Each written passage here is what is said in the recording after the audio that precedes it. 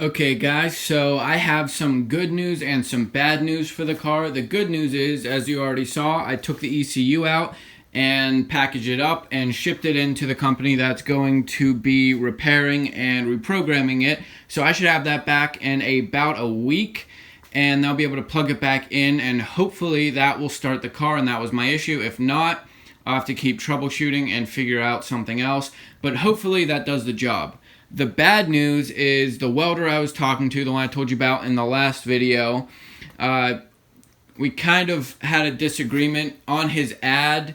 He stated that his prices were negotiable and he would match any price. So when he gave us his quote, we told him about another one of the quotes we had, and then he got all upset, started yelling at us, and just got really mad about it. So we decided not to go with him for obvious reasons.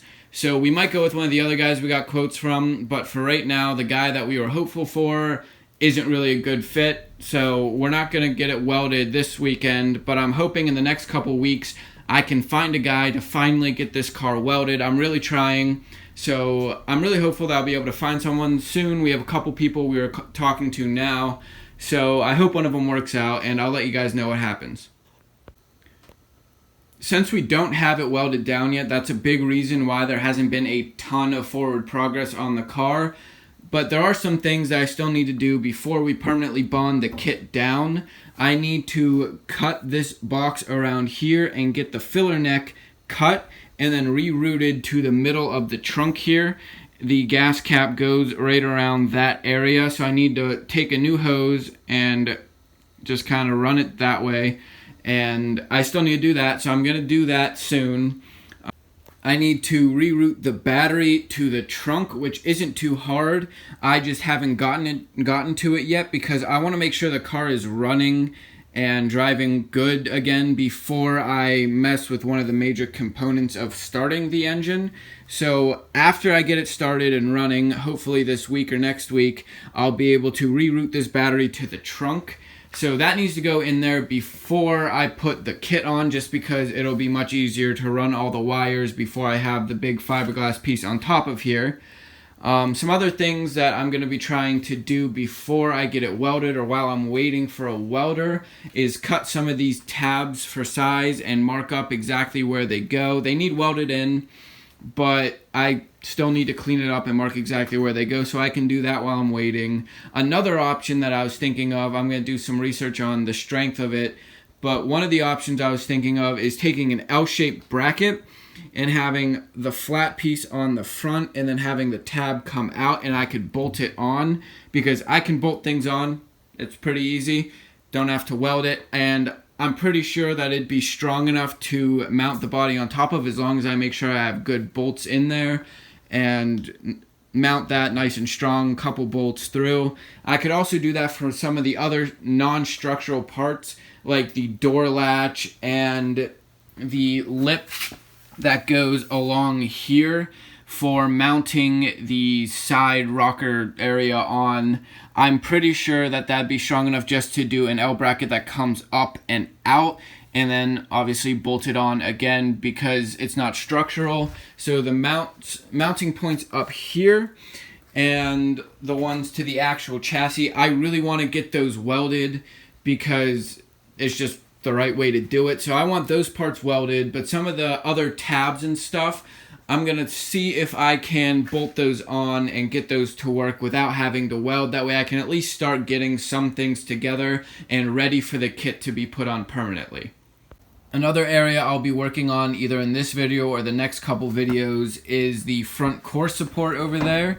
I still have to shave down these tabs and everything, but when I originally test fit it, I didn't cut those off, which was fine just because I wanted to make sure it was going to line up and everything. And one thing I noticed is these hoses here, they interfere with where the bottom of the core support has to go.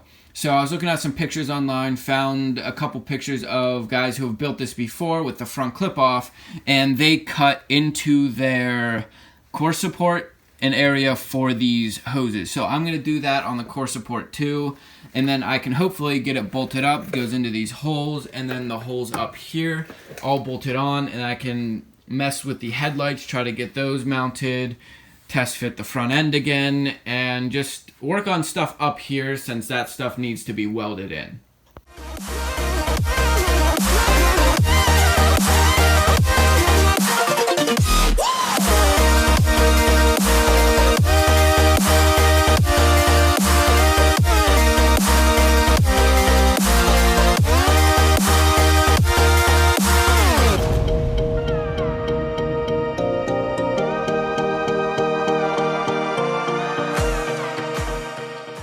Okay, so I got this area down here cut out so those hoses can come through. It's sitting pretty flush. I have to cut down these tabs in the back, and the same thing over, actually they don't have them over there. Alright, so those are fine. I have to cut down these tabs, and then down here I have to cut a notch for that wire thing.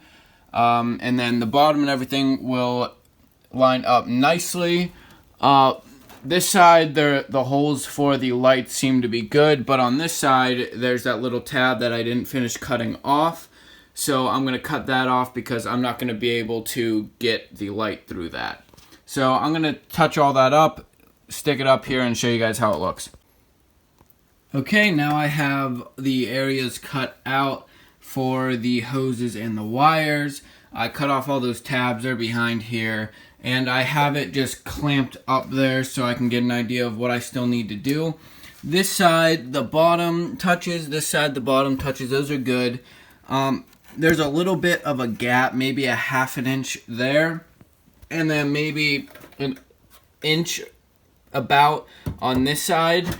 It moves a little bit just because they're clamped in and not mounted. But I still have to figure out why it's not going in completely on the top. I think it might be the original core support's a little too long, so I might have to shave that down. But I'm going to look around, figure it out before I cut any more, and then I'm going to get this to fit perfectly. But for now, it seems to be pretty good. Overall, it's mostly where it should be, and I'm getting happy with it. So next, after I get those gaps closed up, I'm going to have to drill the holes both sides and bolt those on there, and then drill the holes up here to bolt on, and then re-drill the holes here. Even though they are pretty close, I might have to enlarge them or move them over a tiny bit just to get it bolted on. And then that just simply bolts on to the old bolt locations, and then you can mount the headlights in their new buckets. Alright, so I went and looked at some pictures, and the area behind here is fine. What I need to trim is this section here. So it's, if you actually get it up there, it's hitting here and causing it to not go up as far as it needs to. Therefore, it can't slide in the whole way. So I'm going to trim those a little bit and then see if it fits. If not, I might have to take a little bit off from inside of there.